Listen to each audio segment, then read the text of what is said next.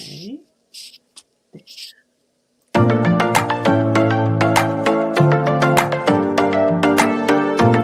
Welcome to the Change Book Podcast. My name is Rachel Best, and this is our co-host. I'm Nicole Harvick.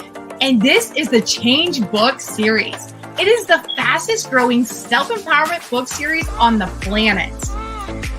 This spans over 30 countries, and we now bring them all together in a powerful podcast destined to change people from all corners of the globe. So go ahead and grab your pen and paper, because our guest today is going to share a lot of amazing tips and inspiration that you're definitely going to want to write down.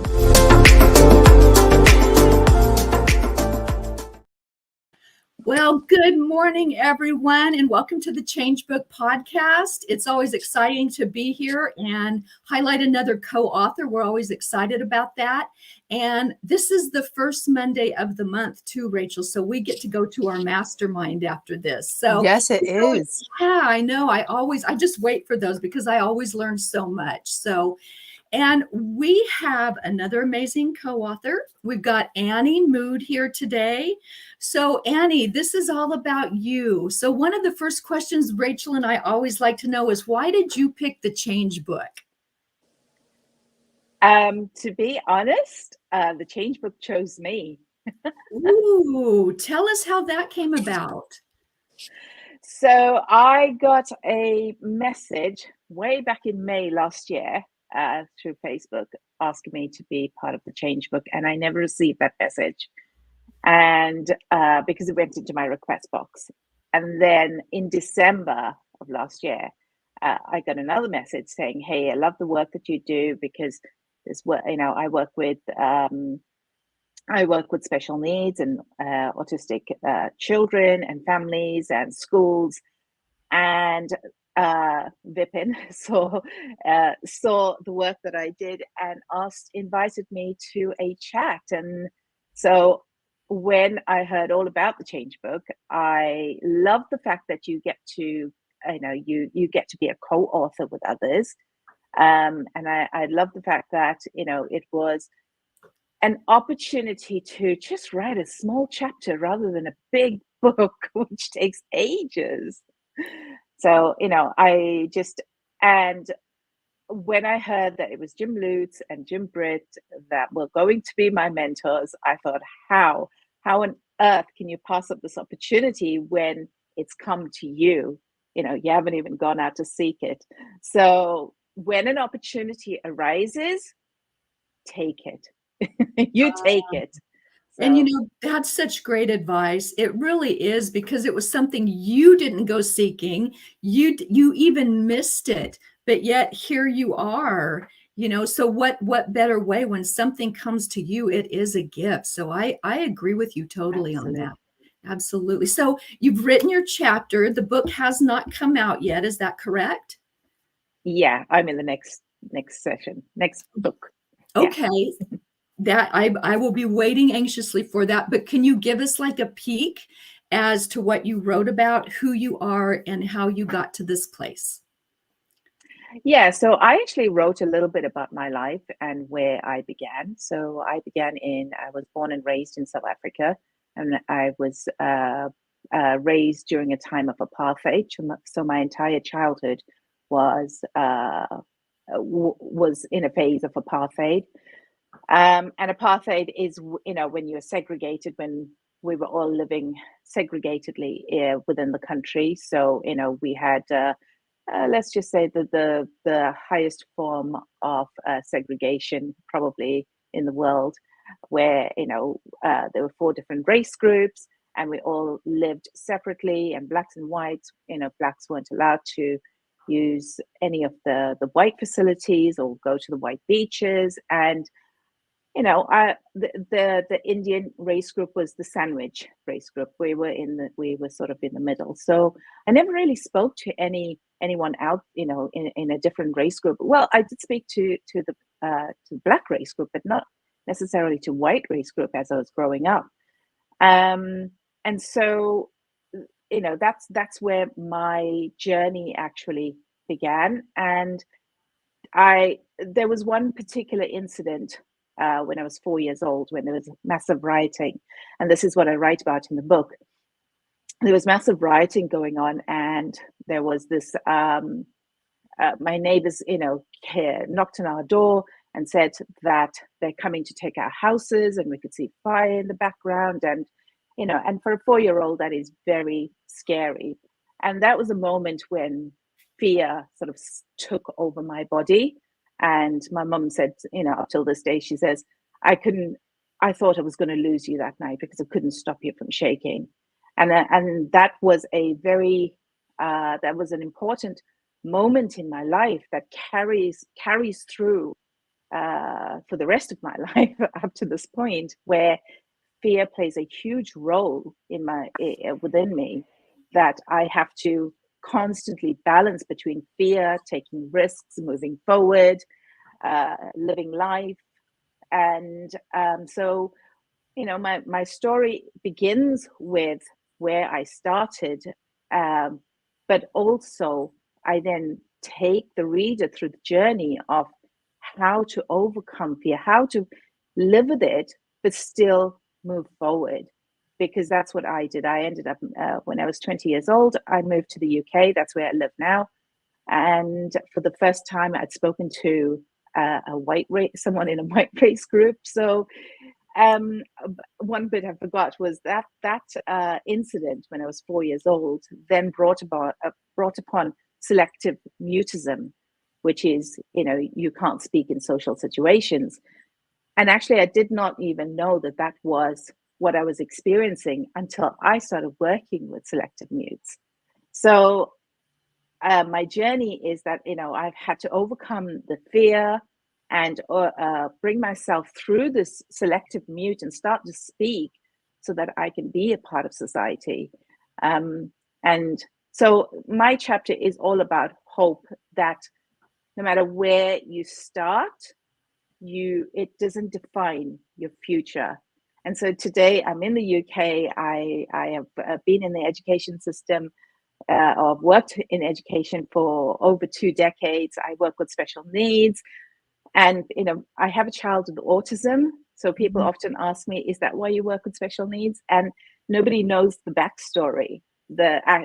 And the reason I work with special needs is because of what I've been through. And I understand what they're going through. And I understand that there is also a bigger and brighter future, irrespective of where they are right now, irrespective of what they are learning and developing in their childhood. So, so I've been in the education system. I run my own business now as a stress and wellbeing coach. And wow, I just realized I've been talking for a very long time. But that's okay, because you've got a story, and that's why we're here. And Rachel and I both work with people with trauma. And what's so interesting, as trauma, people don't understand that is something that can embed in you. You were, what you said, you were 4 years old. 4 years old. Yeah. And oftentimes we don't have that memory of why or when it really happened. We know something took place, but that fear embeds in you. That fear embeds in you so deeply that you will either tell old stories your whole life based on that one moment in time and not know why you're doing it, or like you've overcome it. So for someone who asks what trauma is, I think you're a perfect example of what trauma can be. But I when I listen to you, it's so amazing, because I just hear you've got such a good vibration and a good frequency, and you're upbeat. And so when did you understand that fear was in there, and how did you go about getting it out of your body, of eradicating it from your body? That was a big process. I knew the fear was there from an early age, because I couldn't speak. I used to whisper in my teacher's ears. No one ever thought that I would even become a teacher myself. And so I think it was a very long process of, my family has a spiritual base. So perhaps without me knowing, that might have helped me. But when I came to the UK, and I knew that I could not, the mutism had come back. And I remember an ex-boyfriend saying to me that if you don't speak, people are going to think you can't speak English. So I felt like I had to speak. I had to overcome these fears. So I did. From the age of about 22, I started going for counseling. But I've been through so many different healing processes. You know, I've done Reiki, I've done Louise Hay's work on mental health and affirmations, because of that incident, I even had clinical depression for about 30 years. And I remember that one moment when it left, and that was through a lot of counseling, a lot of Reiki healing, and so many other healings that I did, that I took upon for myself. And I guess it was having my daughter really that pushed me forward even more, because now I had a purpose. And I didn't know she was autistic at the time. She was only diagnosed at the age of 13, so we didn't know for a while. But when you have a sense of purpose, when you have something to live for, and for me, I didn't want my daughter to go through what I've been through. So it spurred me on even more. It gave me more courage. It gave me more energy to heal myself and start to, and I wanted to thrive rather than be in survival mode. So I can't even remember what the question was now. It's really, if there's one thing that really helps us survive and thrive, I think it's our children, because, we always want to do what's best for them, always. But, when I work with people, you talked about working with Reiki and Louise Hay. And one thing I've noticed with clients, you will explain certain things to them.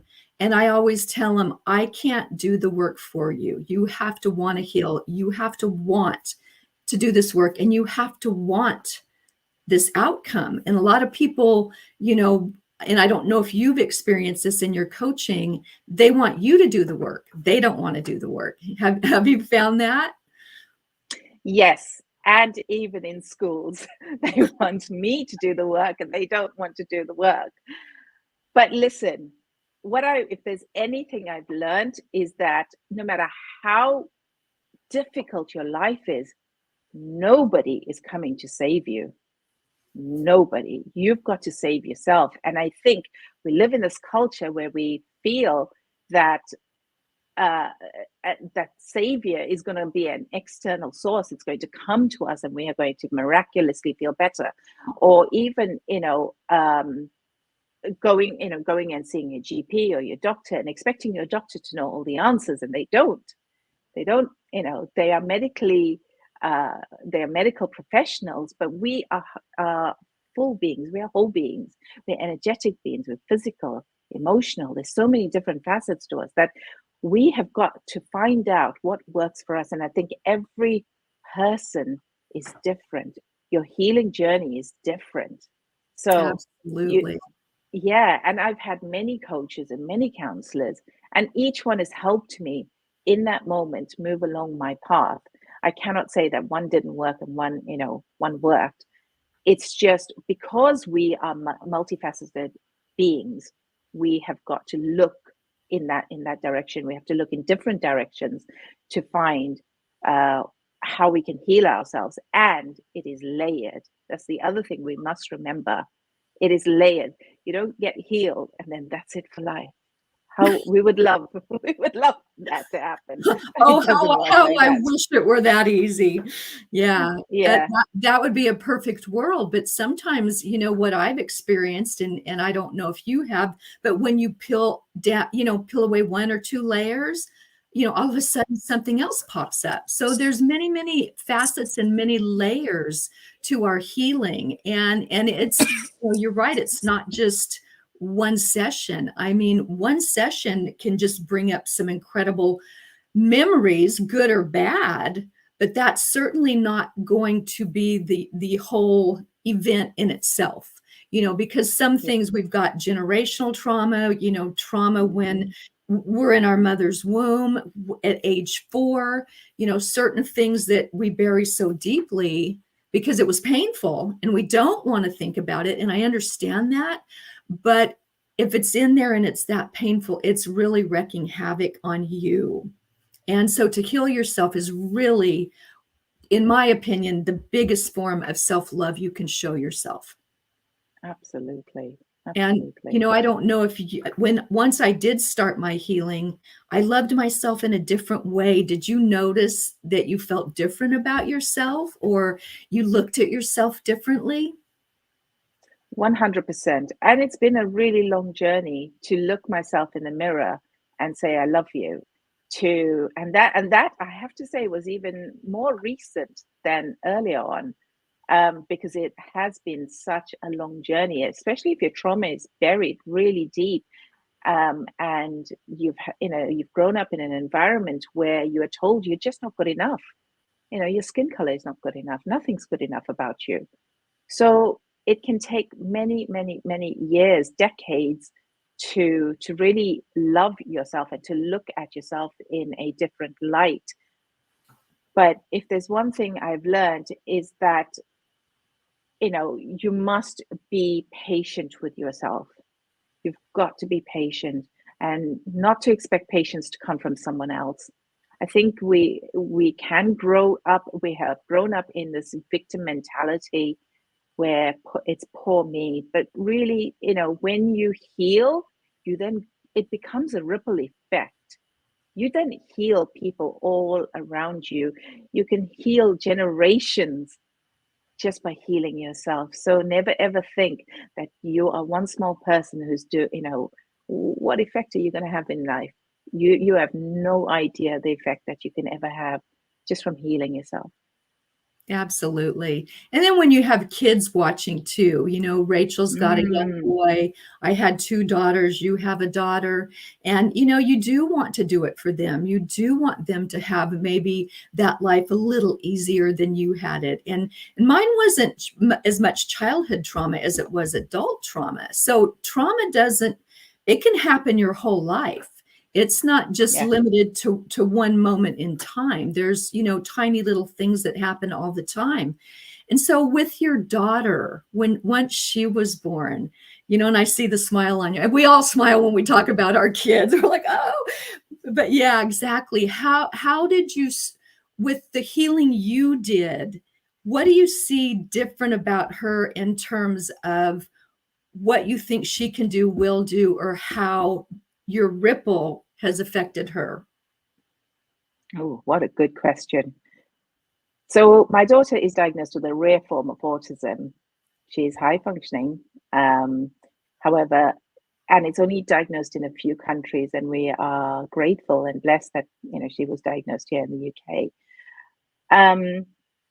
So what I think the way it's impacted on her is that I had already started building resilience, because what she needed was an extremely strong, resilient mother, because we go through a lot of challenges. She's been through 3 secondary schools, alone. So, the challenges that she goes through is something completely different than you would usually experience with a neurotypical family. So but she has observed me. Yes, she's observed my trauma. She's observed my challenges. She's observed my teacher burnout, and breakdowns that I've gone through. But she's also observed that mom's come through it too. Mom has a business today. Mom is a single mom, but still has a business. So with my daughter, she is already at the age of, when she could not go to school, when she had her breakdown at the age of 12, she was teaching herself how to animate and how to draw. And by age 15, she was selling her work online. So I think, I cannot like pinpoint or put a word into put it into words, but I think she has the what she's observed from me being a strong risk taker, calculated risks. I wouldn't advise anybody to take risks, calculated risks. She has learned to do that. She takes risks. She's put her work online. She has, even though she herself was struggled a lot with speaking and communicating. That is part of the autism. And even though she struggles with high levels of anxiety, which is again, her autism is rooted in high levels of anxiety. But I can also see the positives, because it's very easy to see all the negatives that you go through as an autism family. But there are so many positives in that she is taking risks, she's trying things, she's learning, and she knows that probably she's doing this because she knows mom is strong enough to pick her up when she needs it. So I think it's been a ripple effect, and she hasn't had to go through all the traumas of what we went through in South Africa. She's in another country, so yeah. Yeah, you are like the third person that I've met recently that is from South Africa, and I've never met anybody from there prior to the Change Book or being on groups. And the friend of mine does talk that there's still a lot of division in South Africa. And so I sit there thinking, and I'm like, if there's still division, there's still going to be trauma. Now, you've been talking about this, and I think what you're talking about is absolutely brilliant. But what would you tell someone to watch for? What emotion to be aware of? Or even if you do have children, what do you need to be on the lookout for that would allude to the fact that they're suffering from something like you suffered from as a child, or just have either anxiety or trauma stuck in their body? What would you tell a strong mother to look for? Yeah, it's a very good question. And when a child expresses themselves externally, when they express their anger, when they express their anxiety externally, that is a good thing because you can see it, right? So something's wrong. It's the ones that are quiet. It's the ones that are quiet in their bedrooms, that are shutting down, putting their heads on the table, don't want to be a part of the family, can't express themselves. There are times when children don't really, especially teens, don't want to go out with mom and dad and meet with relatives. I understand that. That's completely different. But it's what we call shutdowns. It's the ones that hide. Those are the children that I would say become more alert at that point. It just become cautious, and have a look, see what's going on, speak to them. Because my daughter, the way her autism is, it's very difficult to have a one-to-one conversation with her. So the way I did had conversations with her was in the car. We'd go on car rides, and if you're sitting side by side, it reduces that intense conversation that you would have with your parent, which nobody wants to. All the children don't really want to have a conversation with the parent, but when you are side by side and you are slightly distracted by something different, even if you're playing a game, even if you're playing games with your children, that's when you ask questions. That's when you find out what's really going on, because you then reduce the level of anxiety that they're experiencing, just so that you can get some information, just so that you know what's going on in the background. So I think those are the ones that you should really look out for, because I was a quiet child too, and my parents have no idea that I was selective mute. They had no idea that I was, really struggling inside. And I mean, I guess I survived and now thriving. So, however, I think if I had a bit more help, maybe it wouldn't have been so hard. Wouldn't have been so hard for me, and I would know what to look out for. Yeah. And I love that advice about the car. because I can remember my freshman year, my daughter's freshman year in high school, we had moved. So I took her to school every day.